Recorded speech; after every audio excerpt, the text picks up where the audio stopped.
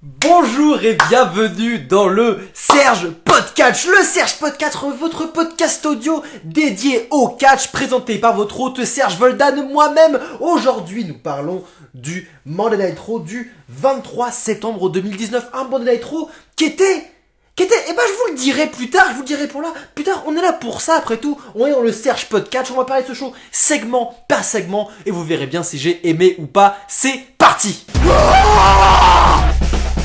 Give me what I want! That's not what I want!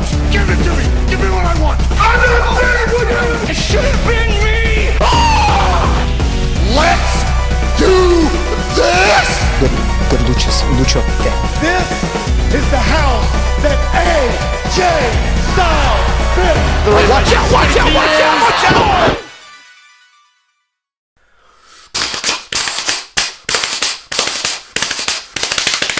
Burn it down! Seth Rollins ouvre le show, il prend un micro et raconte que le Fiend lui a fait très peur la semaine dernière, mais qu'il est le champion universel et qu'il survivra face à son adversaire, comme il a survécu face à Brock Lesnar et à Braun Strowman. Et sur ces paroles, le bon gros monstre au-dessus des hommes, Braun Strowman, fait son entrée sur le ring.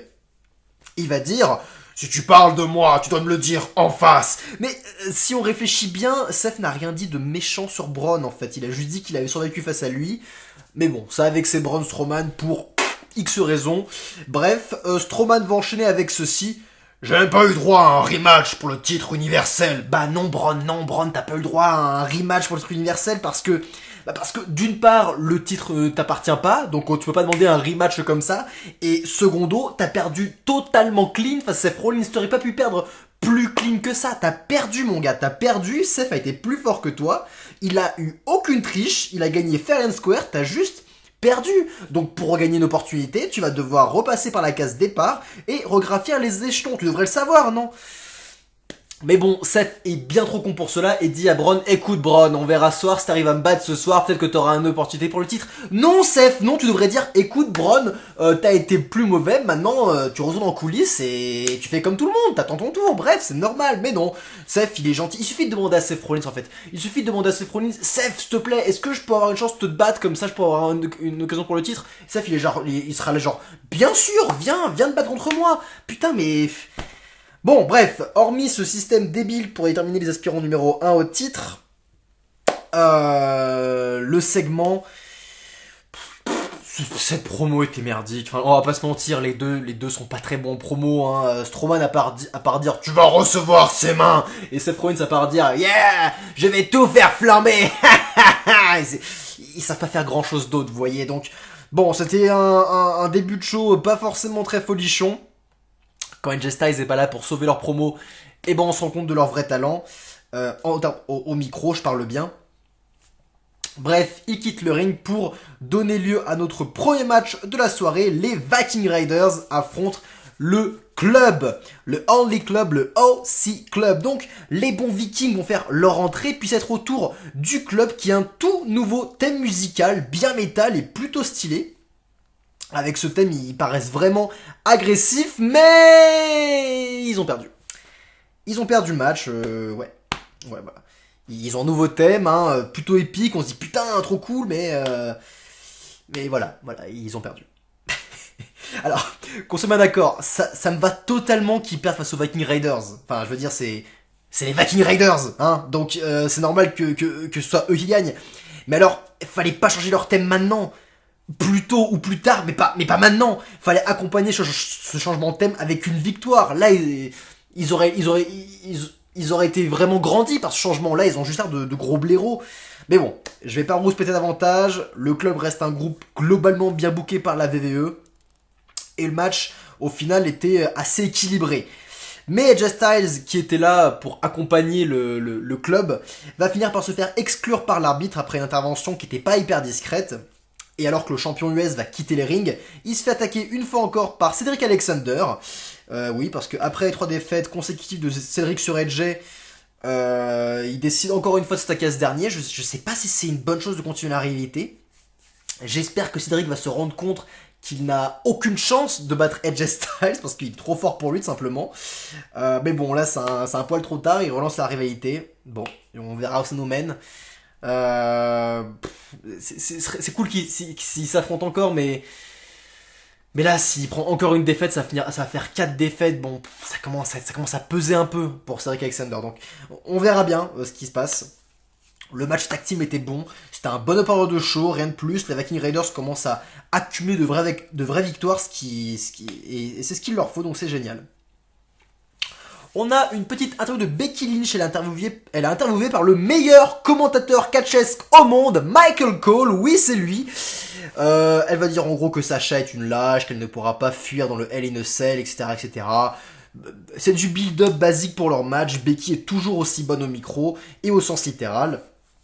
La rivalité est bien, mais ce qu'il faut surtout, c'est redonner de la crédibilité à Sasha qui se fait un peu malmener ces dernières semaines. Donc c'est vraiment ce qu'il faut, c'est builder Sasha de nouveau. Et on va en reparler parce qu'elle a un match ce soir contre Nikki Cross.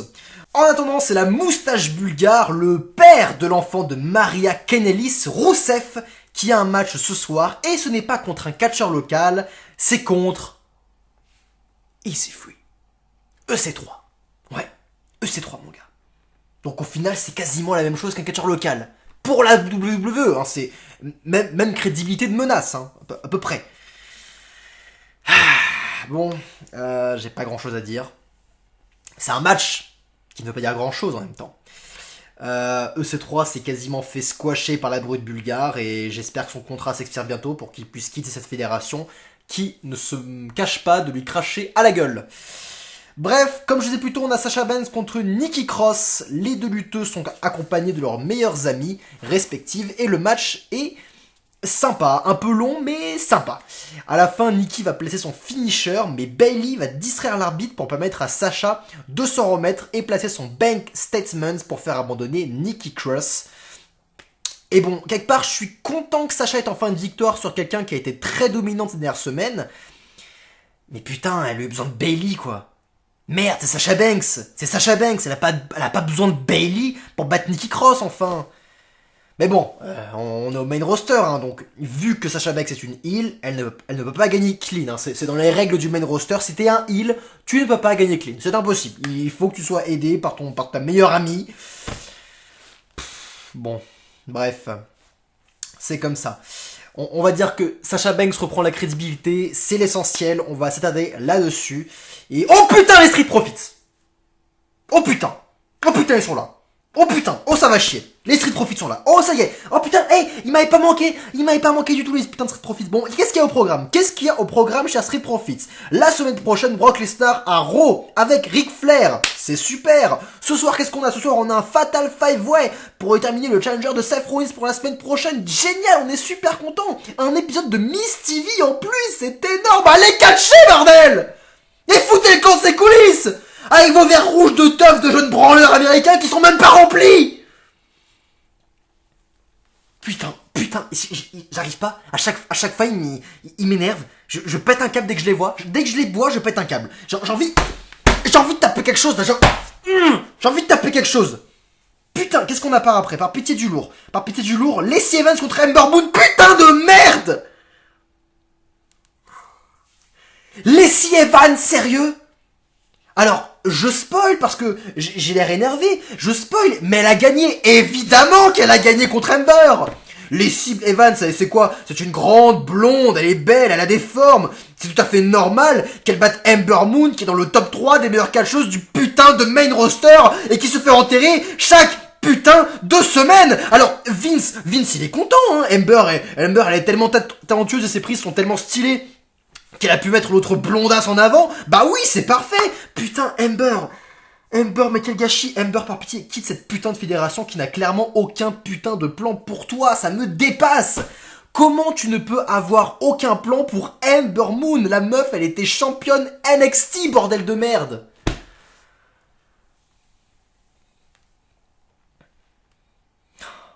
Heureusement, Bray Wyatt est là pour détendre l'atmosphère. Parce que le public de Raw, il est tendu, hein, il est un peu tendu. Il est comme moi là, il se dit, oh putain, oh ça commence pas bien ce Monday Night Raw. L'ouverture était pas folle, les matchs jusqu'à là étaient bien, sans plus. Et il y a les Street Profits, c'est les Lacey Evans qui battent Ember Moon. Et ça commence pas des masses. Heureusement que Bray Wyatt est là. Dans ce segment Firefly Funhouse, on voit Bray accrocher le tableau de Kane à côté de ceux de ses anciennes victimes. Il va ensuite prendre une figurine de Seth Rollins et la séparer en deux avant de regarder dangereusement la caméra. Et j'ai pas grand chose à dire. En même temps, je suis un peu épuisé, je viens de bien hurler, donc j'essaie de me calmer un peu. Bref, pas grand chose à dire encore une fois. Bray est toujours aussi divertissant et ses segments sont dérangeants, c'est top. Merci Bray. On dit merci à Bray Wyatt qui nous fait apprécier Raw chaque semaine après ce dégoulis de merde qu'on se tape quelquefois. Merci Bray Wyatt. Merci de m'avoir calmé. C'est gentil de ta part. Maintenant qu'on s'est calmé, on va pouvoir rigoler un peu, mais rigoler de bonne manière. C'était un segment 24/7. On a R-Truth, notre champion, qui court sur le ring avec sa partenaire Carmella. Ils sont poursuivis par une meute hargneuse de jobbers, mais Carmella va vite prendre un micro et les supplier d'arrêter. Tout le monde s'arrête et tout le monde écoute Carmella. Parce que ce que j'ai beaucoup aimé, ça faisait vraiment... j'ai pas vraiment d'exemple, et le fait que Carmella dise « Stop! Laissez-moi parler. Truth, j'en peux plus. J'arrive plus à te suivre, c'est trop dur. D'être sur ses gardes 24/24, 7 jours sur 7, c'est trop dur, j'arrive plus à le supporter. » Et tout le monde est là à l'écouter, tout le monde est limite en train de chialer, à dire « Putain, la pauvre et tout. » Mais c'était vraiment... Ça, c'était vraiment très drôle. Et R-Truth a l'air super triste. Il va commencer à faire un câlin à Carmella en disant « Je sais Carmella, je suis désolé et tout. » Mais Carmella, la roublarde, elle va en profiter pour faire un small package sur le champion, l'arbitre fait le tomber et Carmella devient championne 24/7. Oui! Carmella est en train de célébrer, elle est super contente, tout le monde est choqué, R-Truth est choqué, le public est choqué. Et là, ce qui est génial, c'est que le Truth se relève, il ne le prend pas mal, et il célèbre avec son ami. Sur son visage, on peut voir qu'il est fier de Carmella. Il est vraiment fier d'elle. Mais cette fois-ci, ce sont des jobbeuses qui se mettent en chasse du titre, donc Truth va vite prendre Carmella sur ses épaules et va l'emmener loin du ring pour la sauver. Et comme toujours, ces segments sont toujours aussi divertissants. Le fait que Carmella soit championne était attendu, on s'attendait tous à ce qu'elle se retourne contre R-Truth, il y a tellement d'opportunités, t'es tellement toujours avec lui que c'était normal, c'était attendu depuis longtemps. Mais par contre, la réaction de Truth, elle, était originale, et très bien trouvée au final. Reste à savoir combien de temps il va laisser son ami avec le titre. Et bah merci Bray Wyatt et merci R-Truth et Carmella pour avoir détendu l'atmosphère, parce que ça partait pas très bien. Ils ont bien détendu l'atmosphère et maintenant on peut passer à notre interlude musicale parce que nous sommes arrivés à la moitié de ce Serge Podcast. On arrive à cette interlude musicale dans le calme et la bonne humeur. Et on va écouter une musique qui s'appelle Sex. Putain, voilà, on est bien, on va écouter une musique qui s'appelle Sex, on va être encore mieux. Voici Sex, si vous aimez la musique, si vous avez vibré dans votre pantalon, n'hésitez pas à télécharger tous les albums de Voldano dans la description. Les télécharger, oui d'accord Serge, sur Bandcamp, d'accord, mais comment? Eh ben je vous le dis, c'est gratuit. Vous téléchargez tous les albums de Voldano numériquement, complètement gratuitement. Et si vous voulez un album solide, en l'occurrence Pagophage Volume 2, une musique de l'album que je vais vous faire écouter, enfin l'album, enfin bref, Pagophage Volume 2, lui, et coûte 5€ si vous voulez en version solide. Vous n'êtes pas obligé de prendre la version solide, mais je vous dis, c'est là, c'est gratuit. On écoute Sex tout de suite.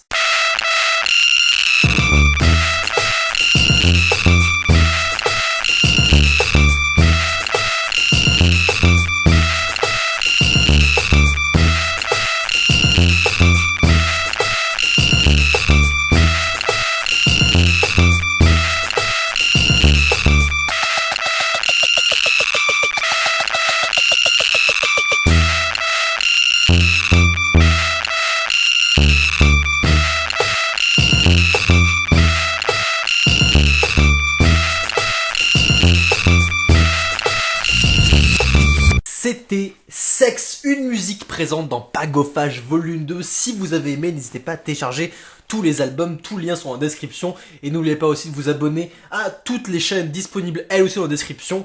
Le Moulin de Voldano, bien sûr, mais aussi la chaîne de mon frère Dino Voldan, mon compte Instagram, tout y est. N'hésitez pas à regarder cette putain de description parce que je mets du temps à la faire. Bref, continuons ce show qui jusque-là était franchement moyen. On va essayer de pas repenser au Street Profit, s'il vous plaît. Ni à Lacey Evans. On va mettre ça de côté. On va mettre ça de côté parce que cette deuxième partie de show, elle, était fantastique. Elle était fantastique. Il nous reste 3 matchs et un segment. Et toutes ces choses-là étaient géniales. Et on va commencer avec le match de la soirée selon moi. Baron Corbin contre Chad Gable. Parce que après leur différence ces dernières semaines, Chad a droit à sa revanche contre le roi Baron. Ce dernier fait d'ailleurs son entrée et c'est génial. C'est génial. Il est là avec sa nouvelle musique royale, sa cape et sa couronne noire. On dirait le roi du Nord du trône de fer. C'est le Baron, roi du Nord, qui avance fièrement vers l'arène et son adversaire fait de même. Avant le match, évidemment, le Baron ne peut s'empêcher de se foutre de la gueule de la taille de Chad Gable. Mais soyons honnêtes, cette rivalité est fantastique. Cette rivalité est fantastique. Ces deux catcheurs ont encore pondu un putain de bon match. La foule était vraiment dedans. Le Baron était hué très lourdement. Chad était acclamé comme pas possible. La dynamique est géniale elle aussi. Chad s'en prend plein la gueule mais parvient toujours à se relever. Puis finalement, il place un ankle lock miraculeux qui fait hurler le roi Baron qui rampe au sol. La foule en peut plus, je n'en peux plus. Chad va gagner, mais le Baron chope alors son sceptre, attaque Chad et se fait disqualifier. C'est malheureusement la fin du match, victoire par Chad, victoire de Chad je veux dire, mais pas une victoire décisive. Et après le match, le roi va continuer d'attaquer Jake Gable avec son sceptre, puis il va replacer sa couronne sur son crâne et va célébrer. Et c'était génial, c'était génial. La rivalité va continuer et c'est trop lourd. Ces deux-là se sont vraiment bien trouvés. Ça faisait longtemps que j'étais pas aussi hype pour un babyface dans le main roster, putain. GG aux deux catcheurs en espérant que Gable finisse par battre le roi Baron qui gagne ma sympathie au fil des semaines. Les Authors of Pain, les auteurs de la douleur, sont dans les coulisses et disent dans leur langue maternelle que les autres lutteurs ont peur d'eux et qu'ils vont le prouver. Ils sortent donc de leur loge, bien sapés comme des mafieux russes, et défoncent deux jobbers qui traînaient par là. Ils reviennent s'asseoir alors et sont un peu en mode « Voilà, c'est fait, bisous, à la prochaine ». Bon, je me moque un peu, mais j'aime vraiment bien ce qu'ils font des auteurs de la douleur. J'aime vraiment bien ce qu'ils font de AOP depuis la semaine dernière. J'espère que dès la semaine prochaine, on les verra dans le feu de l'action sur un ring ou dans les coulisses en train d'agresser d'autres équipes. Mais je mets ma main à couper qui vont soit défoncer des jobbers, soit continuer à parler dans leur loge, jusqu'à se faire oublier comme un certain Aleister Black. Putain, on en parle d'Aleister Black ? Où il est, putain, Aleister Black ? Ce mec, c'était littéralement le catcheur qui me faisait le plus vibrer il y a quelques mois, et y a rien de sexuel là-dedans. On veut Aleister Black. Pourquoi il est pas déjà champion, bordel ? Pourquoi on le voit plus ? Il est où ? Rendez-nous Aleister. Bref, c'était quelque chose qui n'était pas dans le show, m'amène de s'énerver pour ça actuellement. Mais ça me fait chier, putain, j'aimerais bien le revoir ce con, il était tellement génial, tellement charismatique. Bref, c'est l'heure de l'Elimination Fatal 5-Way, AJ Styles contre Shinsuke Nakamura, contre Ricochet, contre Robert Roode et contre Rey Mysterio, pour déterminer le challenger numéro 1 de Seth Rollins la semaine prochaine, dans un match de championnat pour le titre universel. Et vous savez quoi ? Avant de parler du match, analysons les participants de ce match. Parce que, soyons honnêtes, un match pour déterminer l'aspirant numéro 1 d'un titre, ça se mérite quelque part. Du titre principal, ça se mérite. Donc, analysons chaque cas. Déjà, là c'est mon point de vue, mais j'ai beaucoup de mal avec l'idée que des champions puissent se battre pour un autre titre. Et il y en a 3 dans ce Fatal 5. Il y a 3 mecs qui sont déjà champions. Le champion US, le champion intercontinental et un membre des champions par équipe d'Euro, qui ont une chance d'avoir un match de championnat universel. Je sais pas si vous vous rendez compte. Oui, l'affiche fait rêver, mais comment ils ont mérité ça ? Ce sont déjà des champions. Comment ils peuvent avoir droit à un autre championnat ? Bref, c'est un truc qui m'a un peu... que j'ai pas vraiment aimé. J'ai un peu de mal avec cette idée-là. Mais soit, on va faire genre, ok. AJ Styles, il a été plutôt dominant au fil des semaines, même s'il a déjà perdu face à Rollins il y a quelques mois. Bon, on va dire que c'est ok. Encore une fois, c'est un champion, j'aime pas trop ça, mais bon. Nakamura, rien à dire, c'est idem. Il a été assez dominant, mais c'est un champion, donc ça me plaît pas. Robert Roode. Alors, Robert Roode, il a eu un combat contre Rollins il y a une semaine et a perdu par disqualification, donc il n'y a pas eu de victoire décisive du côté de Rollins. Et malgré le fait que Roode soit un champion, il est en rivalité avec Rollins, donc lui, honnêtement, Robert Roode, c'est ok. C'est le seul champion dont je me dis, bon, allez, toi, ça passe, t'as une histoire avec Seth Rollins, donc ça passe. Ricochet, Rico Fun, depuis sa défaite face à Styles pour un titre qui était moins important, bah il a pas fait grand-chose. Il a pas fait grand-chose. Pourquoi il a eu ce spot? Pourquoi il a eu ce spot? Je sais pas. Je ne sais pas. Et enfin, Rey Mysterio qui est selon moi le seul prétendant 100% logique pour ce combat, parce qu'il a enchaîné les victoires au fil des semaines. Il mérite un spot, pourquoi pas le truc universel? Pour moi, c'est complètement mérité pour Rey Mysterio. Mais pour moi, il y a quand même deux grands absents de ce match, et ces deux absents, c'est Chad Gable et Baron Corbin. Alors oui, ils ont leur match fantastique plus tôt, mais... comment dire... On pense ce qu'on veut du Baron, mais le Baron a gagné le putain de King of the Ring. Il a gagné 4 matchs, dont un contre Ricochet. Ricochet qui est dans ce match-là. Et Chad Gable a été finaliste. Donc on peut dire que c'est pas grave qu'il soit absent du match, mais ça prouve quand même que la fédération ne fait pas vraiment attention aux victoires et défaites de différents catcheurs, et ils mettent un peu de face, un peu de heel, des champions parce qu'ils sont populaires, et ils vont écarter les catcheurs étant déjà en rivalité, mais c'est juste dommage qu'on y pense. J'ai adoré le match Corbin contre Gable, mais pour moi, ils auraient dû faire partie de ce match-là. En plus, il y aurait eu leur rivalité dans le match, aurait pu encore plus saupoudrer ce match de quelque chose d'assez intéressant. Mais bon, c'est comme ça, ce n'est pas grave. On va parler de ce match qui était très bon. J'adore les stipulations par élimination, ça donne beaucoup d'intérêt au match. J'ai rien à redire sur la qualité du catch en général, mais je suis un peu déçu que l'alliance entre AJ Styles et Robert Roode n'ait pas duré, quoi. Ils se sont alliés genre 5 minutes pendant le match pour se taper dessus, et c'est tellement dommage. Les gars étaient alliés pendant plus d'1 mois avant ça, et ils auraient tellement pu le rester au moins jusqu'à la fin du match, quoi. Donc honnêtement, on peut dire adieu à l'idée que Ziggler et Robert Roode rejoignent le club. C'est con, mais c'est comme ça. Bref, Nakamura va placer un Kinshasa furtif sur Ricochet, qui est donc le premier éliminé. C'est cool, ça redonne beaucoup d'intérêt à Nakamura, je suis content, et ça ne descend pas trop Ricochet parce qu'il s'est pris le Kinshasa de nulle part, il aurait pas pu l'esquiver, donc c'est pas grave, il est pas descendu par cette défaite. Ensuite, c'est Nakamura qui va se faire éliminer par Styles via un coup de phénoménal qui était à la base destiné à Robert Roode. Encore une fois, Nakamura se prend un finisher, mais qui n'a pas pu voir venir, qui s'est pris alors que c'était pas la cible principale. Donc, encore une fois, ça descend personne et Jay Styles est propulsé.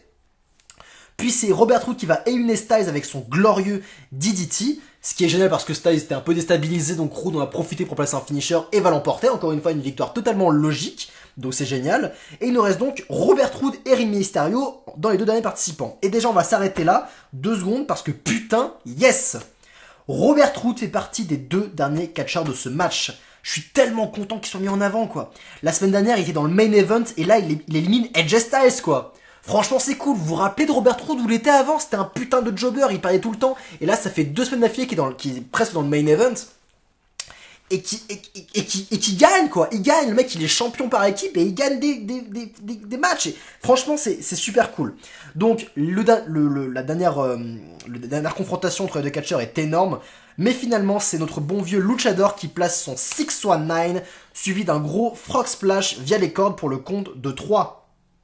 Il gagne donc l'opportunité d'affronter Seth Rollins dans un match pour le titre universel la semaine prochaine, et finit par célébrer en rendant hommage à son ami défunt Eddie Guerrero.